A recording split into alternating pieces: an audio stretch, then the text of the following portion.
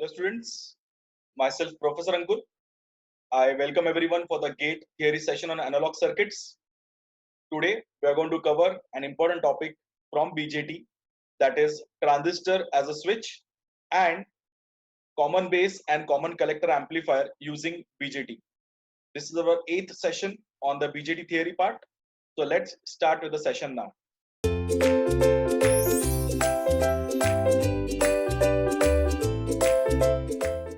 So now we are going to use a transistor as a switch. So this is one of the feature of the transistor apart from the concept of amplification. We all are aware regarding the various regions in which a transistor can be operated in common emitter configuration, like the active region, that is an amplification region, the saturation and the cutoff region, where the transistor will give you either full conduction or no conduction, and that is a property where we are going to utilize to transistor as a switch. Now, if we talk about the transistor operation, we can operate a transistor in the saturation region and in the cutoff region. So when we talk about the arrangement of the circuitry, you can see a transistor by the name Q1. At the input, we are going to give him a digital signal. The resistance connected at the base is RB. At the collector end, we are going to have a battery by the name VCC and the resistance by the name RC. The current flowing through the base is IB and the current flowing in the collector is IC. The voltage VO is as good as you are measuring VCE, that's a potential between the collector and the emitter.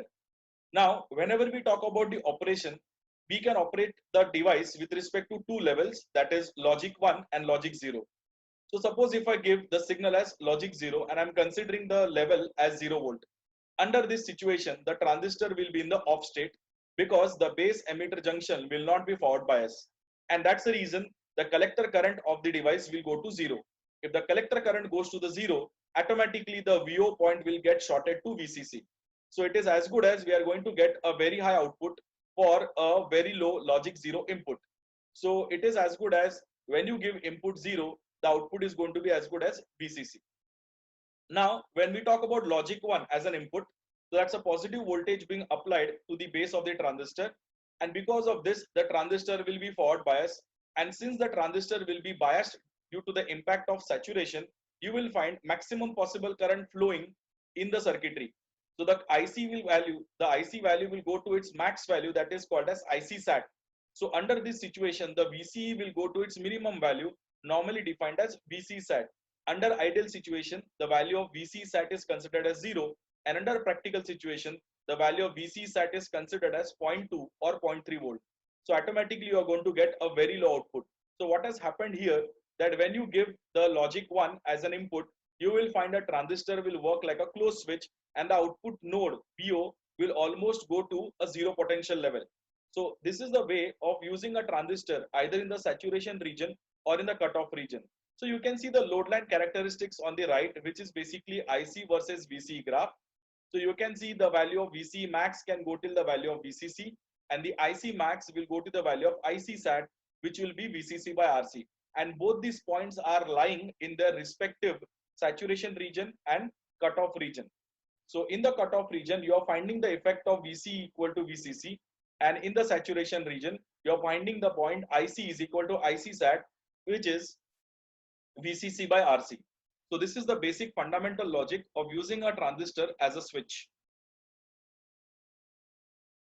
So now, whenever we talk about the transistor effect being used as a switch, a transistor will be giving a zero current through it if it is in the cutoff mode, that is called as a non-conducting mode of the device. And whenever the transistor is giving maximum current, it will be the mode of saturation, which is also called as the full conducting mode of the device. So here we are going to use a transistor as a switch, where the device can be operated in either saturation or cutoff, depending on the input being applied to it. Now we are trying to understand a BJT common base amplifier circuitry. If you observe the diagram carefully, the input is given to the emitter terminal with the help of a coupling capacitor CC1. The voltage source is applied with a resistance RS. At the emitter terminal, you can see emitter resistance RE attached to a negative potential of VEE. At the base, we are having the biasing resistor defined as RB and a capacitor bypassing it for AC, that is CB. At the collector end, you can find a resistor RC with a battery volume plus VCC. The output is taken from the collector of the amplifier circuitry with the help of coupling capacitor CC2. At the output point, we are also attaching a load to it. So if you observe the diagram carefully, you will find that this is basically a common base configuration where the input is applied to the emitter terminal and the output is taken from the collector terminal. All the capacitors will work like open circuit during the DC analysis. So we'll be left out with the transistor, the resistance RB, RC, RE as the resistances, and the two batteries VCC and VEE. Now, when we go for the AC arrangement, you will find the transistor will get replaced by the AC model. So the AC model was actually the hybrid pi model. It is being rearranged in the form of the common base configuration with the top point of input as emitter, the output point as collector, and the common point as base. So between the base and the emitter, we have a resistance R pi, and the voltage across R pi is measured as V pi with plus at lower point and minus at the top point. And the current source is defined as GM pi, which is basically a current going from collector towards emitter. At the emitter end, we are having a resistance by the name RE. The voltage source is Vs and the resistance is Rs.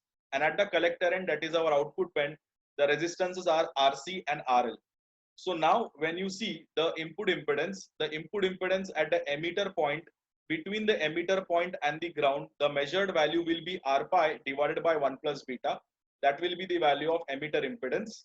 And then the Zi will be Re parallel the impedance seen from emitter, that will be Ze. And the final impedance will be Rs plus the Zi value. And when you see the output side, the output impedance can be directly written as Rc parallel RL. So when we talk about the voltage gain, that is AV, which is VO by VI, the value will come as GM RC parallel RL. So if you observe the diagram carefully and the equation carefully, we can easily say that the common base amplifier circuitry is giving you a voltage gain equivalent to a voltage gain of a common emitter amplifier. And also if you see the voltage gain is having a polarity of plus, implies it is no inversion. So it's a non-inverting type amplifier circuitry. So this is the major difference between a common emitter amplifier and a common base amplifier. The next amplifier that we are going to study is a BJT common collector amplifier. The common collector amplifier were actually known as emitter follower circuits. They are also called as buffer amplifiers because the voltage gain is unity, the input impedance is on the higher side and the output impedance is on the lower side. During the DC analysis, the capacitor will work like open. So we will be left out with the transistor and the three resistances R1, R2 and RE with the VCC battery respectively. And during the AC, we are going to replace the device by the model. So this is going to be the representation of the circuitry in the AC circuit. So the transistor, collector, base and emitter got replaced by the model with base and emitter represented as R pi. The current flowing through it is IB and the voltage across R pi is V pi. Between collector and emitter, the current source is GM V pi and the output resistance is RO. So between the base and the ground point, you can see R1 parallel R2 as the input resistance. Normally it is defined as RB, and then the voltage source Vs and resistance of it is Rs. At the emitter end, between the emitter and the ground, we are having Re resistance where you are measuring the value of VO. So if you find the input resistance of the circuitry, the value will come as R pi plus 1 plus beta times Re. This will be the value of ZB. And then Zi will be RB parallel ZB, where the RB value is R1 parallel R2. And Zin value will be Rs plus Zi. But whenever we talk about the output impedance will be the value of Rs in parallel with R1 in parallel with R2. The whole thing will get added to R pi. Then the entire impedance will get divided by a factor of 1 plus beta, and that impedance will come in parallel with Re. So this is the way in which the impedance transfer effect will come into picture with a factor of 1 plus beta, because we are finding the impedance of the output side, that is the emitter terminal, and the impedance from the base will get transferred to emitter with a factor divided by 1 plus beta.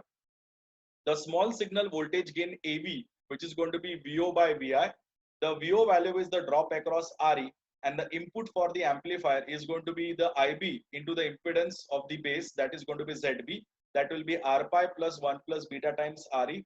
On solving, you'll get the voltage gain approximately equal to 1. So that's the reason these circuits are going to have an important feature, a voltage gain of approximately equal to 1, input impedance on the higher side and output impedance on the lower side. So this is the basic concept of common collector amplifier, normally known as emitter follower. Thank you.